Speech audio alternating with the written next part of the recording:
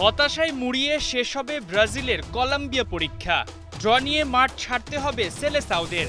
Match শেষ হওয়ার আগ পর্যন্ত ছিল এমন সম্ভাবনা, কিন্তু রেফারির বাঁশিতে ফুঁ দেওয়ার 1 মিনিট আগে সবকিছুকে উড়িয়ে দিলেন ভিনিসিয়াস জুনিয়র।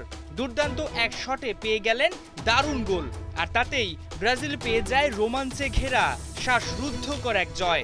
উল্লাসে মাতে গারিনচার হাজার হাজার সমর্থক।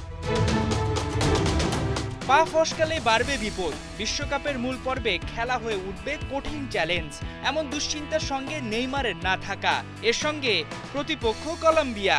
এত চ্যালেঞ্জের ম্যাচটা শুরু থেকে ছড়ায় উত্তেজনা। দুই দলের হাড্ডাহাড্ডি লড়াইয়ে রোমাঞ্চিত গারিনচার 70,000 দর্শক। তবে ম্যাচের মাত্র 4 মিনিটে ফাউল করে বসেন কলম্বিয়ান ডিফেন্ডার দানিয়েল মুনোজ। পেনাল্টির সিদ্ধান্ত দিতে একটু দেরি করেননি রেফারি। দারুণ ফর্মে থাকা রাফায়েল রাফিনিয়ার গোলে লিড পায় ব্রাজিল। গোল সমতায় ফিরতে মরিয়া হয়ে ওঠে সফরকারীরা।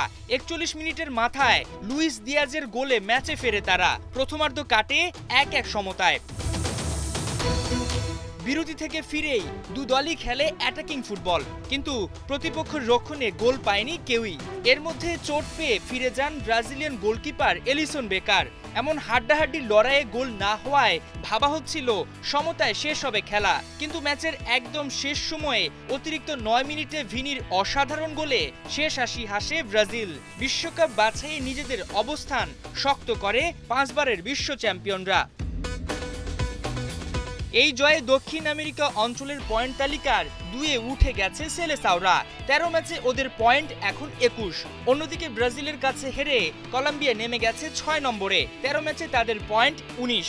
এই জয়ে পরবর্তী ম্যাচে আর্জেন্টিনাকে মোকাবেলা করতে নিজেদের প্রস্তুতি সেরে নিল ব্রাজিল। 26 মার্চ বর্তমান চ্যাম্পিয়নদের বিপক্ষে লড়বে সেলেসাওরা। হাসান সজীব, 71।